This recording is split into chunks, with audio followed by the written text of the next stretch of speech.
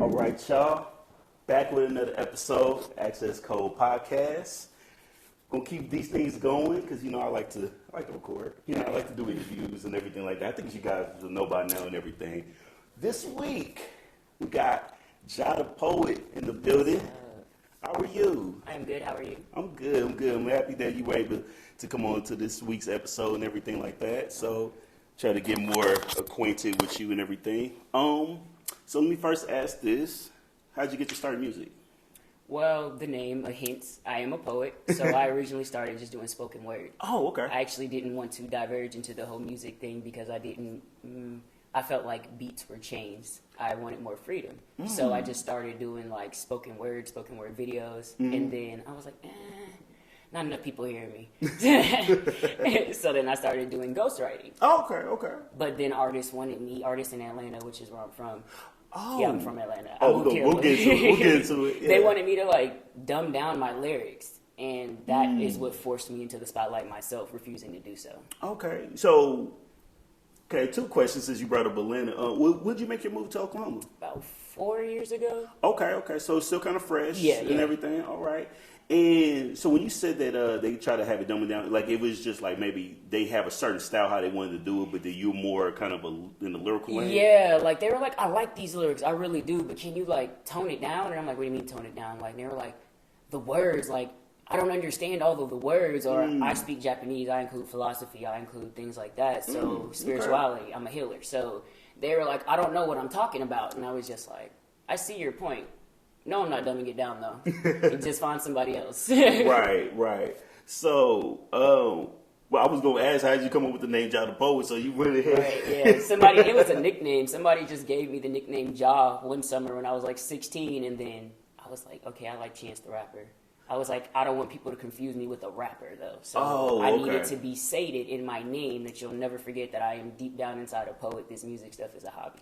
It's actually good because it kind of pulls you in, because actually, real talk, I think when you had said something and I'm seeing the name, I'm thinking, is she a poet? I'm like, because I'm like, I've never really talked to a poet before. Right. So, but I mean, not to say that you aren't. Oh, yeah, no, I know what you mean. The ones you strictly. Yeah, but at the same time, I'm like, okay, so then when I'm like, okay, you're an artist and everything. And right. so it kind of, the name is good. Right. And the thing is, I think you're the only JahhThaPoet. Yeah. There probably is a lot of Jahh rappers. It's Jahh this, Jahh that, because Jahh means God in the Jamaican term. Oh, okay. So a lot of them, they say Jahh, they're referring to God. So a lot of people, I type in Jahh, you'd be surprised what pops up. The only difference is the poet. yeah. And then you kind of like put it together all. Yeah, all together, no spaces. Okay. So then also you go by the Sick Kid. Yes, I do. So could you explain about that as well? Yes, I can. So here, I'll take this off. So on my arm, you can see it's an acronym, and it's love sick, but it's spelled with a broken heart. Oh. So it's living heartbroken forever versus everyone so you can know. And that's me, that's my music. I make music to enlighten, to heal others, to make them feel like they aren't alone, and things of that nature, because I'm also chronically ill. That's where the Sick Kid comes from. Okay. And because it's a little different for me to ask this, but like, what is your chronic illness? Fibromyalgia. Oh, okay. Reason why I asked this as well is because my wife was diagnosed with scleroderma. And so it's like, I don't really know too many people that also kind of have something, but at the same time, it's like, it's interesting to kind of also know, because you could just see someone you don't know. People tell me all the time, I wouldn't think that you were sick. And I'm like, that's the point. That's like the song I just dropped, Pain Dior. It's like, I'm pushing it as like a chronically ill anthem because Dior is a clothing line. Everybody loves it. Yeah. We're chronically ill. We deal with pain 24/7, but we're going to rock it like it's cool. It's not bad. You look at me, I'm the cool kid. You wouldn't think I'm chronically ill. Right. I'm a person everybody wants to be around, but I'm chronically ill, and I'm open about it. I'm that advocate, so I have so many people who are chronically ill reach out to me. Your music, your page, all of this. You give me hope that I can live normally. Yeah. Things of that nature. So that's really all stems from, for the most part. So even with like you being the poet, and then also with with your illness, it's like you found a lane for everyone to kind of come in, because even when you say you from Atlanta, a lot of Atlanta rappers sound the same. A lot of singers from Atlanta all sound the same, but then you kind of have your own lane, not just with the name, not just with the illness, and then with your poetry. It's interesting. So I love it, interviewing interesting people and stuff. But even with that, it's so cool to even to find out even more about it versus like what we can hear from the music. Right. Yeah. So I like that. But who would you say who are your influences kind of coming up? Coming up, well, originally, or even today. I was about to say coming up. Originally, both of my parents are from New York, so you got Biggie, Jay-Z, Mobb Deep, and then a whole bunch of R&B in between. But for me personally, my favorite artist for a minute now is Mick Jenkins. He's very enlightened. He's very lyrical, but he still touches those topics. Then you got Jid, you got Earth Gang. Anybody signed under J. Cole, pretty much. I like Cos. We got the same name, so exactly. I'm cool with that. Him too. Cause and Effect. I just listened to them. Yeah, it's crazy. Let's see, because I just really started listening to Mick Jenkins. I just dropped this album. I know, and that's what I was like. I never listened to a full. I was playing it on the way, and I'm like, yo, he good. He's nice. I like him. So I'm gonna get more into it. Sometimes it's a main artist that I still haven't got into, and I'm like, all right, because sometimes you need the extra person to tell you, hey, he's definitely worth the listen. Yeah, he is. Like I listened to him and old J. Cole to get warmed up for my shows. Oh, okay, and I love old J. Cole. Oh yeah. But then again, I have this theory like. Any rappers decide when they want to grow their hair out, for some reason it's about to be crazy. Yeah, I know, and he's doing it crazy right now. Right.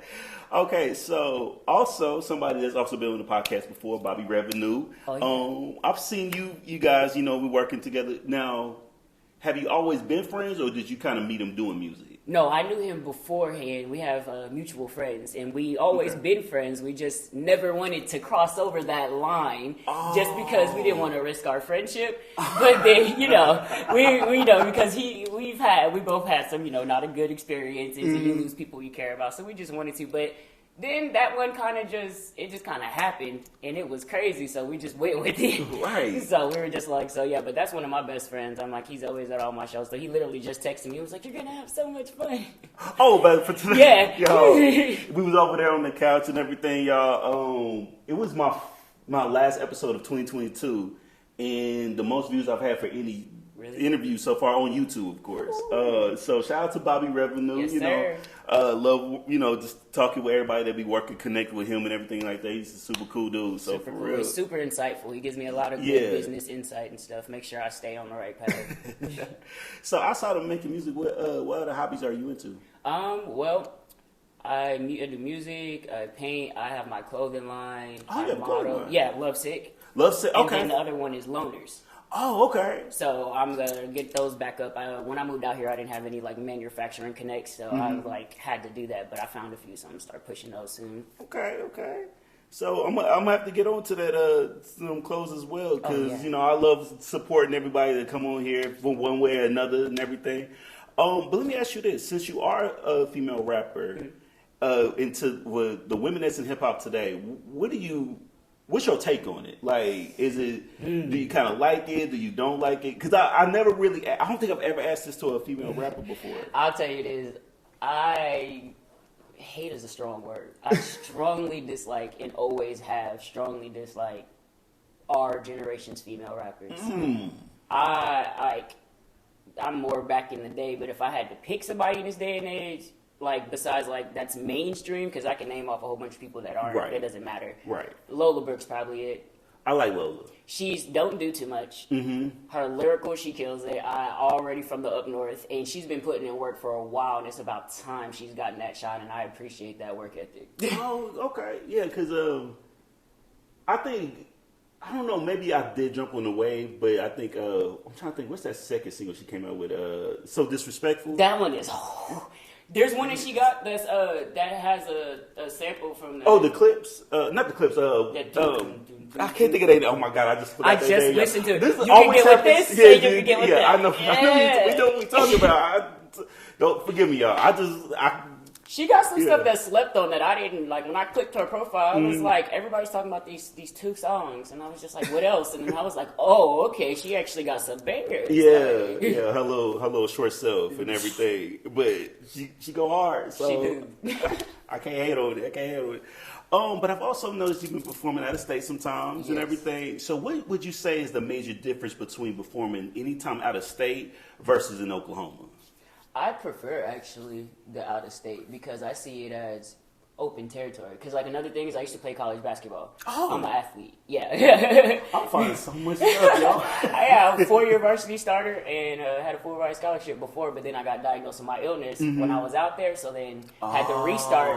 I went back to Atlanta, and then that's when I started pushing my music because I was trying to find something else to pour myself into. Okay. Well, so we're gonna get into it. What school did you go to? First in high school. Actually, I mean, we can say that too, because you play basketball. Yeah, I went to Campbell High School, which is in Smyrna, in Georgia. That's like. I got family out there. Okay, that's my family's still there, so I went there, and then because of the position that I played, I'm down there with the trees as I call them. Yeah. So they were like, before you can come up here to the big league, you got to learn how to transform your position. So I went to a junior college in Missouri for about a year. I was supposed to be there for a year, and then I was going to transfer to Clayton State University, which is in Atlanta, and they were the D2 champions at the time. Okay. So, and their head coach had went to my high school, so she had been scouting me since I was in 6th grade and stuff like that. She was like, I just need you to learn how to, be off the block. That's it. And then I got you. And I was like, okay. So what was your position? I was a 4, so I was on the block. Like, I put in work. I led the county in rebounds, stickbacks. Oh. You couldn't mess with me, though. Oh, so you kind of, so you nice. Oh, yeah. You got to be, if you're yeah. in that position. You're a 4? Yeah. How tall are you? 5'9" with my game shoes on. What we used to lie about. I say this because I'm getting to know you. I don't know her, but at the same time, y'all, maybe it didn't register when you walked in that we about an inch apart. Yeah. And you got the black forces. Don't rob me. Yeah. But okay, this is great. I'm loving this because at the same time, like finding out any other things outside of just there's so much more. Right, so much more to it. I love that. All right, but you had mentioned it earlier about Paying Dior. You released it on July 7th, right. Which because you kind of had, I've seen like the little casino 777. Yeah, I'm real spiritual. 777 is one of my spiritual numbers. So I love that. Just going with that. Yeah, I don't know if it's a spiritual number, but I'm just the 4 ones, the 111 is just my thing or whatever. But what was that process like making that song? I actually wrote that song in an emergency room. When I was in college, I used to be in and out the emergency room because I didn't know what was wrong, but I refused to give up my scholarship. I would go before and after practice and then just go about my day. And I was actually just in there one day and I was just like writing a song because I was like, you wouldn't look at me and think there was nothing wrong with me. Well, yeah, we talked about that earlier. Yeah, so then that's where the song came from. And then after that, the beat was actually completely different. The engineer I was working with, he was like, your lyrics inspired me to do something different to it. So then he sent it back to me, and the beat was completely different, and I liked it, so I just went with it. Okay, and so the original's on probably like on some hard drive, but the one we get is the one that's like, oh, this is complete. Yes. This is what you guys are gonna get and everything. Yeah. And so when you do perform that song, have you performed that song before? I've performed that song. That song probably gets the best reaction besides Basquiat and Mona Lisa. Okay. Lord, I got pink galore, lot of pink in store. Yeah. Rockin' pink Dior, I got pink galore, lot of pink in store. Yeah. I'm alone, no please just stay away. Flow is sick, but there's a price I pay. Spark the spliff and then I fade away. You couldn't handle my day to day. Yeah. I'm lovesick, so I see they wishing well. No competition far as I can tell. Really, I'm the shit as far as I can smell. And I'm sitting here shots through the fucking mail. Yeah. It's all facts. Yeah. Big facts. Yeah. It's all facts. Look. Hold on. I was saying that song's in Atlanta. That song's on the radio, so I would say it has the most. That's my most played streams. It has about 12K. I probably shoot a video to that one once I find a videographer that I want to deal with. But okay. I'll go ahead and just say this now. I would say from the catalog, My Dimension is my favorite. Oh, that's my favorite to perform. That's your favorite? Yeah, because it's something different about it, and because of course when I have to do some research to try to get to know you guys to kind of make sure like, okay, what can I come up with questions and everything, and I just remember that one was that one. I'm like, okay. That's my first song. Everyone said I love that song. I will say because I was gonna go to the Rad Bar when you performed that night, but then my friend Courtney had her show. I'm like, I've seen her on a lot of stuff. She can sing. Yeah, I'm like, dang, I gotta make a decision. I'm like, but this is her first headline show. Right. I can't miss it. I think I see something about that. So but that was, and I remember you were on that show. I think that was actually the time I was really I think that's when I was going to introduce myself. Like, I know we had talked and everything. I feel bad, y'all, because I was supposed to do this months ago, and life be life. Life be life. And I can't explain to everyone about it. Really, I can't give out the details of what was going on at that time. I was like, oh my God. But that was supposed to be my first time really getting to meet you and everything. But this is even better. Cause, divine timing. It all happens when it's supposed to. That's right. For real. Now, with everything that you've been doing, are we expecting the project soon? Oh, yes. And I was just getting to that. Yes, I cannot wait. I'm really just trying to get a cover for it. All of the songs are already written and recorded. I just got on my phone. I just need to go to the studio. I'm waiting for it'll probably be maybe 2 features on it. I'm waiting for it. Nice. But there's one song on there that I'm so excited for. So I have a homeboy in Atlanta. His name is 7 a.m. He's really big now. Okay. Like, Joe Budden did a review for him. We recorded this song back in 2015, created the beat, recorded it before I moved. Mm-hmm. And his label, we couldn't find placement for it, so they wouldn't drop it. Oh. So, but then I messaged him, and I was just like, I asked the reasoning, and I was like, I really want to drop it. And he was like, you can drop it. And I was like, okay. So that song is going to be called Almost Home. I already have the cover art for it. That song is probably going to be the breakout single on there because it's so smooth. Like, my mom says it's her favorite song. Oh, and if, moms get the approval. How if you've ever met an old New Yorker? Yeah, they don't like nothing. Oh, you did mention that earlier. Yeah. Oh, snap. Old school New Yorkers don't like nothing. It must be whatever I'm thinking. This is gonna be even bigger than that. Okay. Yeah. Okay. Real quick, let's get it. Because I mentioned about Bobby earlier, doing it well. Oh yeah. What was like making that song? Because I've seen you got the girlies, twerking to it and everything. What was it like making that record? He played the beat and then he started giving some ideas and we were just sitting in my apartment and I was just like I said again, old school New Yorker. And for some reason, LL Cool J, she doing it and doing it and doing it. Well, it just kept coming in my head, and I said it out loud. And him and Amara, the other artist, he just busted out laughing at me. What are you talking about? What are you talking about? I was like, watch. You say it, and then I'm gonna say it. Then Bobby, you mix it, and watch. And then they did it, and they were like. And then we got Lando to come do the hook on it. Oh, okay. Which was smooth. That was clean. He made it sound super professional and super, the way he did it. I was like, we need to actually, drop this on the radio, a clean version. This sounds pretty nice. Yeah. I like that record, for real. And y'all, the Access Code playlist on Apple Music is one of the songs on there and everything. So y'all check that out for real.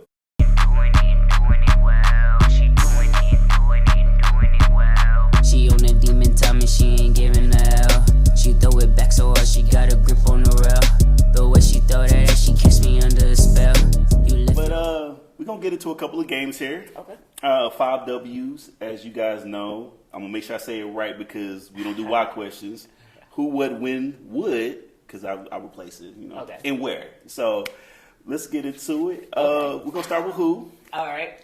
Who is a celebrity you will refuse to date even if they were the last person on earth?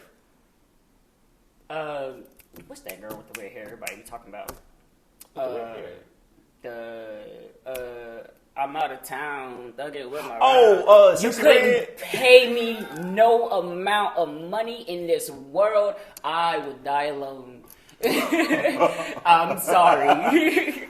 I would just look at her every time she opened her mouth and be like, just. That's a respectable answer. Anybody else, I could probably find a positive to it, but with her, I like this about you, but you kind of cute, right? Yeah. You can cook. You're spiritual. Something. What do you bring to the table? Not you can cook. Okay. Oh yeah.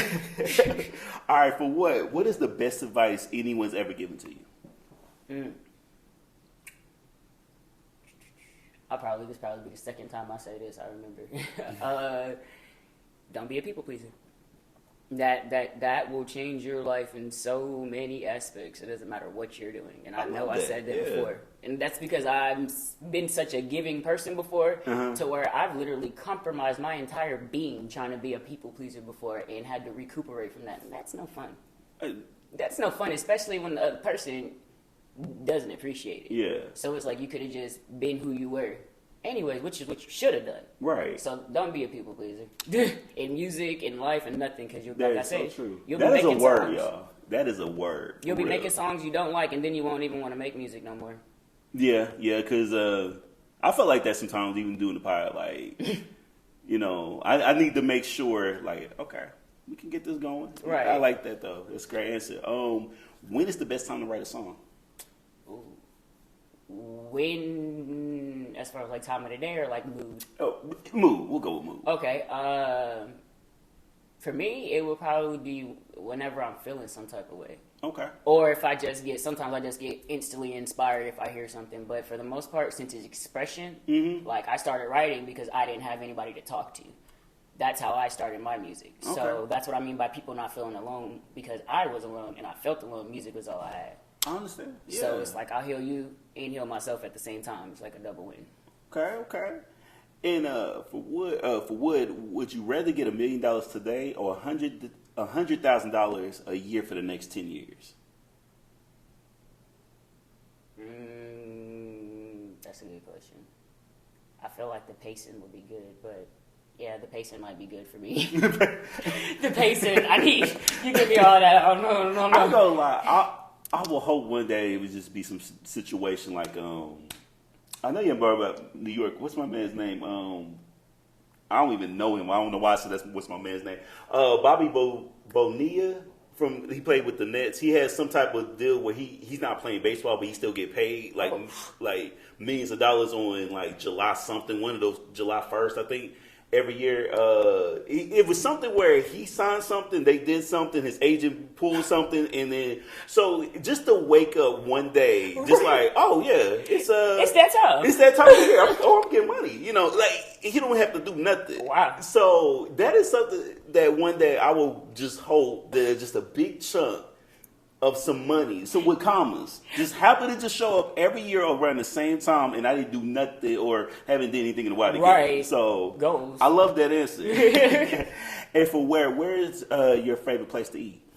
Ooh, see, I have recently transformed to being vegan. So right now, my favorite place to eat is this place called Alkaline 420 Alkaline. Oh, Cafe 420.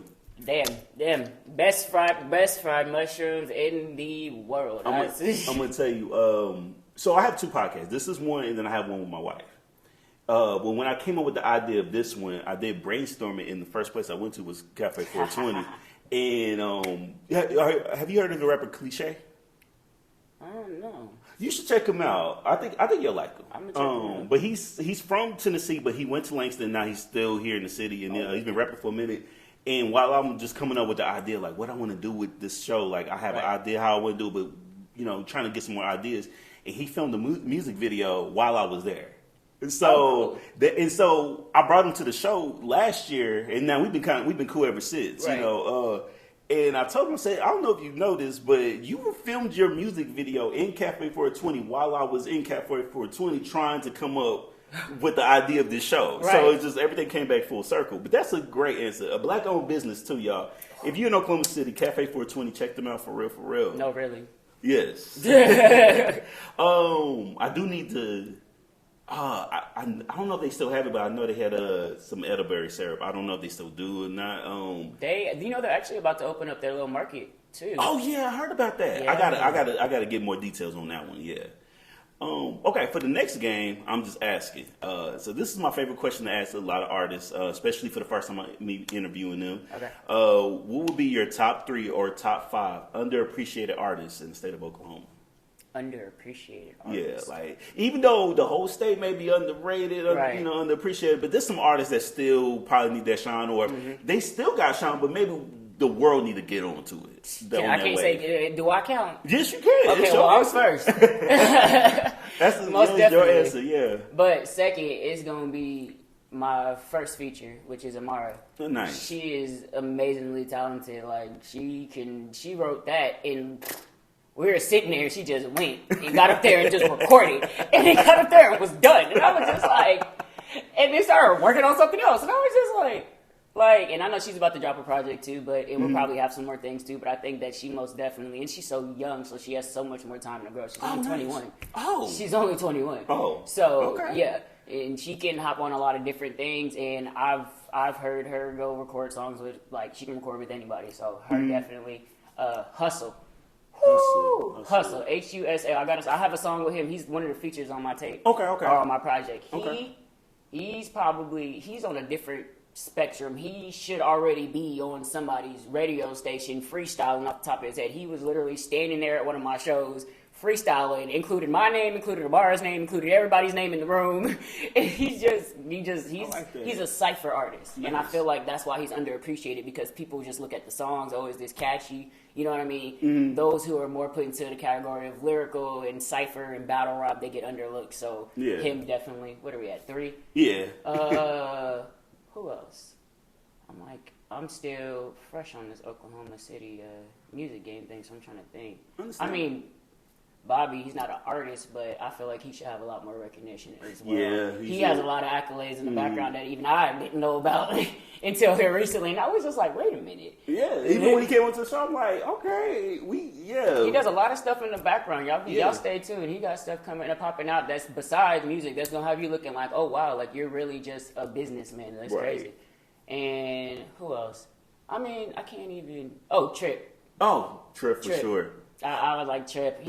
Trip is definitely slept on. I feel like he should. What he does for other artists, and on top of his music alone, the work ethic, the videos, the singles, he's always doing something. Yeah. He should already have. I mean, he has a decent fan base, but I'm saying he should be. I feel like he should have more. I think that's typically that's a lot of people's answer when I ask that question. Trip is always one of the people, and I love Trip. That's I love Trip too. Actually, best time to go ahead and mention this because this episode will be out a few days before this. So in September 7th at Hubbly Bubbly, Trippin' Friends, JahhThaPoet will be performing. Y'all come catch me. Yeah, y'all pull through for real. And it's a vibe over there and everything. If I don't make it, it's because I got work at 7 a.m. Oh, no, that's understandable. You got to chase the bag. Because I'm going to be honest with you, I would have been at every Trippin' Friends by now if I didn't have work so early. Right. The next day or something like that. I need probably... No, I ain't going to say that on camera. All right. Okay, so would you rather go to jail for 8 years or war for 4 years? War for 4 years. Easy. Yeah. My whole family's military. I'm trained to a certain extent in lifestyle, so I'm used to it. I could definitely handle that. Think about it. Nope. I'm not going to jail. I'm not going to jail. I'm too clean for jail. I don't like being in closed spaces. I ain't being nobody bottom, but I'm going to be running it, and then my time's just going to keep getting extended because I'm you fighting and all that. I know I don't look it, but I'm not taking nothing from nobody. All right, and then say you about to go on tour, but you only could bring 3 artists to open up for you. Who would they be? And it don't have to be just local. It could be any artist. Oh, okay. So then if we're doing that, I'm bringing 7. Wait, are they famous or just people anybody? It could be famous or not. Well, I would love to have Black as the opener. He's one of my favorite artists. That would be good. I've seen him in like 6 times in concert. I like him. I would probably, and if he comes, then I would bring probably like Jid and Earth Gang. Let them, they still keep that same vibe. They don't stand out too much, but then they bring out the lyrical. And he said 3, and then I'm like, well, I can't have. The other person I would love to have, she is not even alive anymore, but that's probably my favorite female artist. Her name's Lexi Allijay.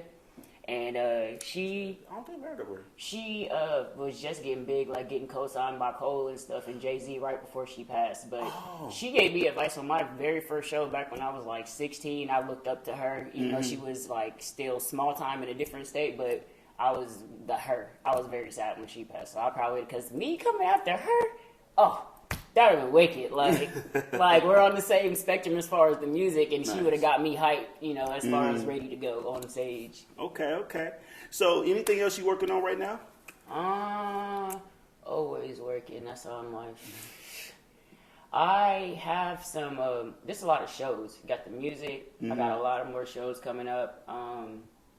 I'm really just wanting to focus on my project. I've really been on like a little mini tour run. I done had like 10 shows back to back. So I really just want to record now to get this project out. But I just wanted to, me not being from here, I wanted to put some fire to my name, let people know who I am before I just drop. So that, you know what I mean?